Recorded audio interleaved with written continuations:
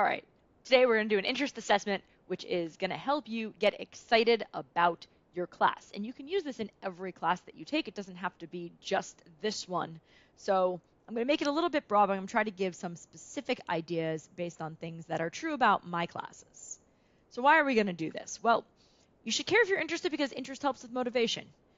Let's be real, when we're not interested in something, we're less likely to do it. It also helps us find connections to the material, and your brain makes better new connections when it can connect to something old. That's why things that are brand new or completely different are so much harder to remember or understand. But if you can find some of those little connective sparks, it really helps. Finally, it helps you get over the activation hump.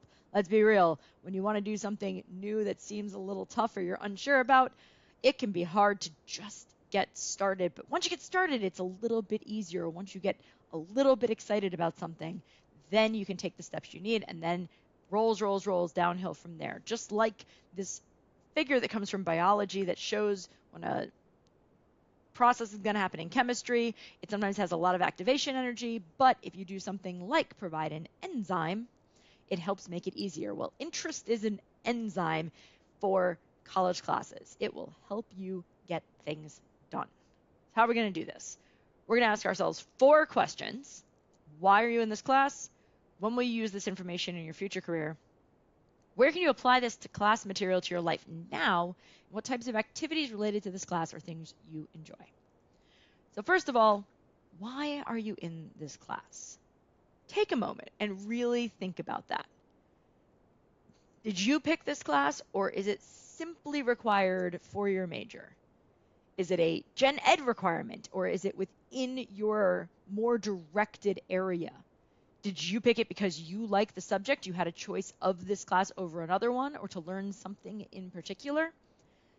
A lot of times, students, you do get to pick a little bit of the class that you chose and think about why you did that. In some cases, you don't, and that's true. But have you considered that if we put this class somewhere in a sequence, it probably teaches you something that you're not expecting? Really try to connect with your instructors. Look over, for example, your syllabi that have all of the learning outcomes on there. Try to nail down 1 or 2 things about it that seem interesting to you, even in subjects where you're pretty sure this is just not your thing.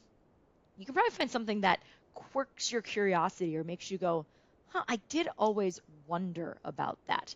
And that is going to be really the first step to getting where you're going. Also, it's important to remember that some of this might be useful in another class, even though you don't know it yet. So classes often build on each other. So having a little bit of information really helps get you to the next level. The next question to think about, and take a moment to write this down. If you need to pause the video while you're doing this, I definitely advise it. When will you use this information in your future career? So what are you planning on? You got to be in college for a reason. What kind of job do you think you're going to get? Are you in a degree that's supposed to get you a job immediately out of college? If so, well, then you should have really specific things that you need to learn. Specific items, specific skills. Maybe it's something you have to physically do or information you definitely have to know.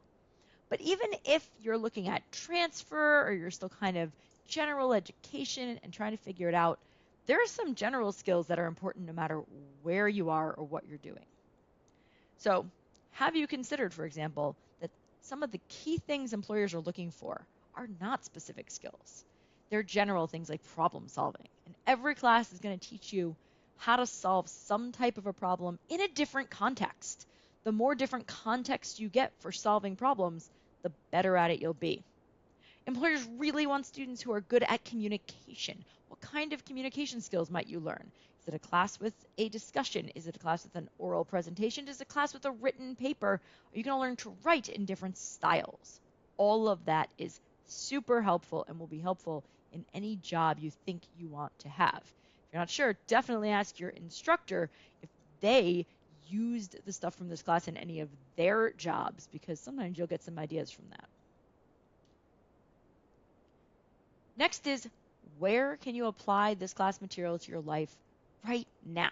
I know it's great to think about the future, but sometimes it's hard. The future is pretty far away. But a lot of times we learn things in college classes that are surprisingly helpful right now. Maybe I'm going to use it at home while I'm thinking about something.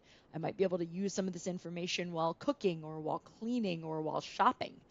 I might be able to apply it to one of my hobbies, so something that's sort of related to the class, but not necessarily.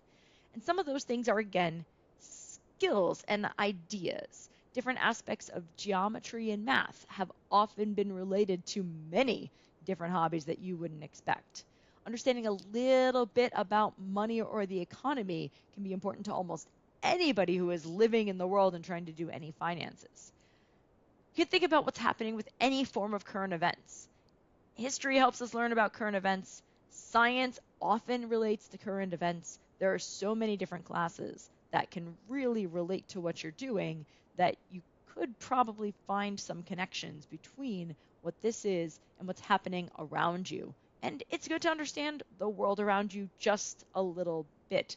It helps you really get your head around if somebody seems like they're in the right or the wrong spot. It will also help you know how to do a better job of researching what people say. Every class should teach you how that field learns about information, how that field puts things together, and that is something that you can literally use every time you pop on the internet.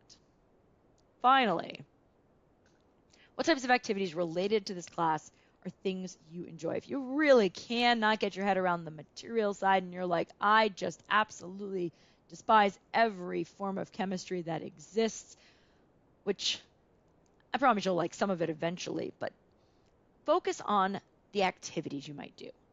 Maybe you actually like some aspect of reading and writing, and you can find a way to connect that to what you do. If you like creative writing, maybe you could find a way to turn an assignment into something creative.